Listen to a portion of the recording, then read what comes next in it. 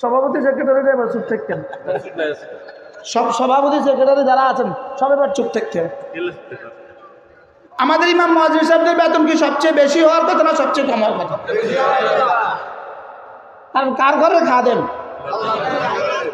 জিম্মাদারি এটা কার? কিন্তু জব জিম্মাদারি আদায় করবেন কাকে দিয়া? আমাদেরকে দিয়া। বুঝতে পারতেছি না। এই সভাপতি সেক্রেটারিকে দিয়া, এই মসজিদের কমিটি দিয়া, এই ঘরের রবের খাদেমের খেদমত করা জিম্মাদারি রব তুলে দিয়েছে।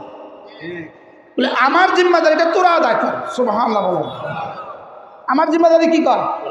তোরা আদায় কর। এই জন্য ইমাম মুয়াজ্জিনদের বেতন কি হওয়া উচিত ছিল বলেন? আবার বলেন কি হওয়া উচিত ছিল?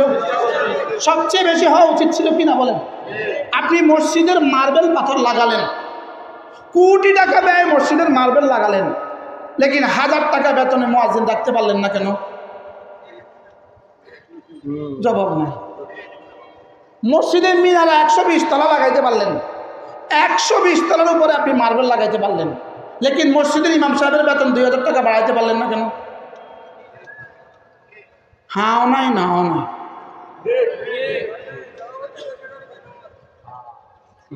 বিষয়টা কি বাস্তব না বাস্তব নাকি মজার বিষয় হইল? রব্বে কারীমের যেন এলান, হে ইমাম মুয়াজ্জিন তোমরা আমার ঘরের খাদেম, আমার ঘরের খাদেম, এরা যদি খেদমত কিছু করে তো এরা কিছু পাবে। বাকি আমি কথা দিলাম তোমরা দুনিয়াতে কিছু কিছু পাওয়া, আখিরাতে সব কিছু পাবে। কি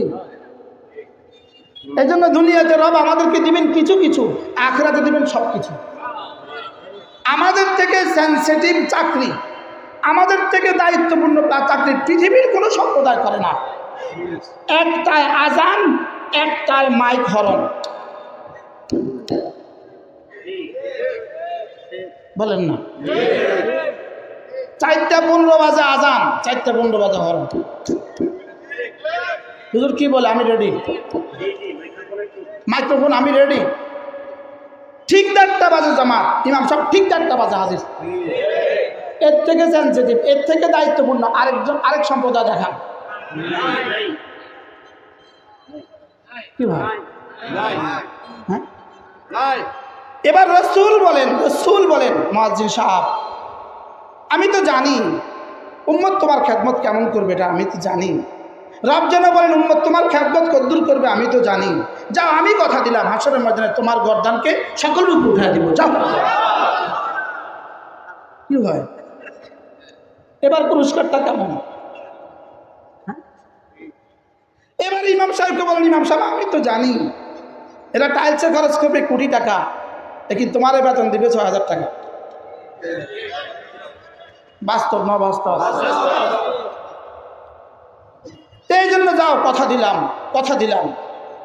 দিলাম তোমার পেছনে যতজন নামাজ পড়বে যাও, সবাইকে একসাথে যা দিব তোমার হাসরের মধ্যে একসাথে সব দিয়ে দেবো, যাও। এবার পুরস্কারটা কেমন? ফাবিযালিকা ফালইফরাহু কুল বিফদলিল্লাহি ওয়া বিরহমাতিহি ফাবিযালিকা ফালইফরাহু হুয়া খায়রুম মিম্মা ইয়াজমাউন। রব যেন বলেন মুয়াজ্জিন সাহেব আর ইমাম সাহেব শোনো, তোমাদেরকে রব আল্লাহ তাআলার ফজলে তোমাদেরকে ঘরের খাদেম বানায়া তোমাদের জন্য হাসরের ময়দানে যা রেডি রেখেছেন তা পৃথিবীর সমস্ত মানুষ যদি একসাথে সম্পদ জমা করে যে পরিমাণ হবে তার চেয়ে কোটি কোটি গুণে শ্রেষ্ঠ। কি ভাই, এবার রব আমাদেরকে কি দিবেন? ফাবিযালিকা ফালইফরাহু, খুশি হয়ে যাও। আমরা কি এপারে নিব সব না ওপারে নিব সব? আমরা ওপারে নিব সব বললে আমরা কোথায় নিব বলেন? আমরা ওপারে নিব সব, এপারে নিব কিছু কিছু, ওপারে নিব সব কিছু। আর বেঈমান আর বেনামাজি এপারে নিবে একটু বেশি কিছু, ওপারে পাবে না কোনো কিছু। তারা এপারে নিবে কি সব কিছু নাকি বেশি কিছু? ওরা এপারে নিবে একটু বেশি কিছু, ওপারে পাবে না কোনো কিছু। আর আমরা এপারে নিব একটু কিছু কিছু, ওপারে পাবো সব কিছু। এই জন্য হযরত হাসান বসরি রহমতুল্লাহ আলাইহি বলেন যদি আমাকে আল্লাহ তাআলা ইখতিয়ার দেন হাসান এই কাজটা করলে তোমাকে দুনিয়াতে একটা বাড়ি দেওয়া হবে, যে বাড়িটা হবে স্বর্ণের, তবে 1 মাসের জন্য। আর এই কাজটা করলে তোমাকে একটা বাড়ি দেওয়া হবে দুনিয়াতে, তবে এই বাড়িটা হবে মাটির, তবে এই বাড়িটা হবে 100 বছর। আপনি বলেন তো আপনি কোন কাজ করবেন? জোরে বলে, মাটিরটা নেবেন না স্বর্ণেরটা নেবেন? মাটিরটা কেন নেবেন? 100 বছর। স্বর্ণেরটা কেন ছেড়ে দিব? এবার বলুন তো দেখি, আমাদের জন্য যে জান্নাত রেখেছেন সেটা মাটির না স্বর্ণের? জান্নাত যেটা রেখেছেন মাটির না স্বর্ণের? চিরস্থায়ী না ক্ষণস্থায়ী? আমাদের লস কোথায়? সুবহানাল্লাহ বলেন। কি বলেন? আমাদেরকে দিচ্ছেন মাটির না স্বর্ণের? স্বর্ণের। চিরস্থায়ী না ক্ষণস্থায়ী? এর বিপরীতে বেঈমান বেনামাজিকে দিচ্ছেন মাটির না স্বর্ণের? মাটি। চিরস্থায়ী না ক্ষণস্থায়ী? আমরা লস কোথায়? এই জন্যই হুয়া খায়রুম মিম্মা ইয়াজমাউন ওয়া রিজকু রাব্বিকা খায়রুম ওয়া আবকা ওয়া রিজকু রাব্বিকা খায়রুম ওয়া আবকা। মুয়াজ্জিন সাহেব দুনিয়াতে আজান দিয়ে মসজিদের খেদমত করে করে অল্প কটা বেতন নিয়ে বড় কষ্টে জীবন যাপন করেছ।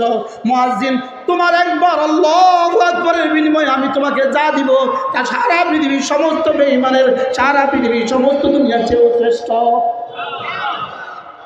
ওয়া রিজকু রাব্বিকা খায়রুম ওয়া আবকা। সুবহানাল্লাহ বলেন, ওয়া রিজকু রাব্বিকা খায়রুম ওয়া আবকা।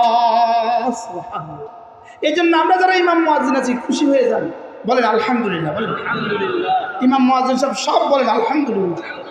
রব আমাদেরকে আল্লাহর ঘরের খাদেম বানিয়েছেন। রব আমাদেরকে কি বানিয়েছেন? আপনারা কায়নাতের শ্রেষ্ঠ মানুষ, আপনারা কায়নাতের শ্রেষ্ঠ মানুষ, আপনি পৃথিবীর শ্রেষ্ঠ মানুষ। তবে যে না বুঝে মনে মনে তারে বুঝাইব কোনজনে? যে না বুঝে মনে মনে, তার নানুপুরি রহমতুল্লাহ বলতেন, নানুপুরি বলতেন, যে না বুঝে মনে মনে তারে বুঝাবে কোনজনে? আমি যে পৃথিবীর শ্রেষ্ঠ মানুষ এটা যদি আমি না বুঝি তাহলে আর কে বুঝবে? আমি তো এটা বুঝলাম না। যদি আমি বুঝতাম তাহলে আমি মোবাইলে ঢুকতাম না। এবার জি কয় না, এবার জি আসতে হয়েছে, দেখছেন কি